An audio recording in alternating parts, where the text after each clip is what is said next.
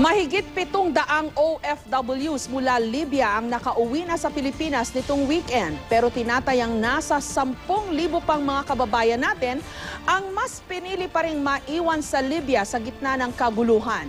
Samantala humingi naman ang paumanhin ng Pilipinas sa gobyerno ng Malta matapos mapag-alamang isang Pilipino ang nagpaiwan doon ng walang permiso. May report si Chino Gaston. Tagumpay na napauwi ang mahigit 700 OFW mula sa Libya.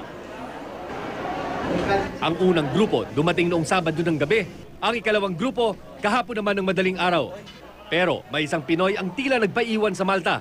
Kinilala itong si Rodrigo Andres. Tulad ng ibang OFW, galing Libya si Andres.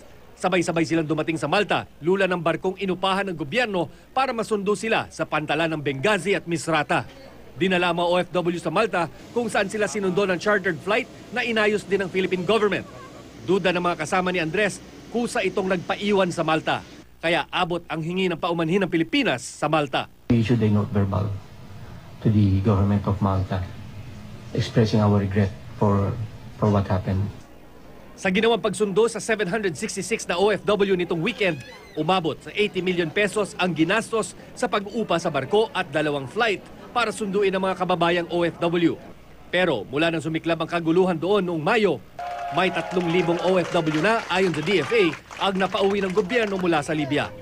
Sa ngayon, tinatayang may 10,000 OFW pa ang mas piniling maiwan sa Libya dahil di raw maiwan ang mataas na sweldo. Ayon sa DFA, nagpapatuloy naman ang border repatriation via Tunisia. At maging ang bansang Egypt daw ay nagbukas na rin ang border para sa mga Pinoy na gustong lumigas.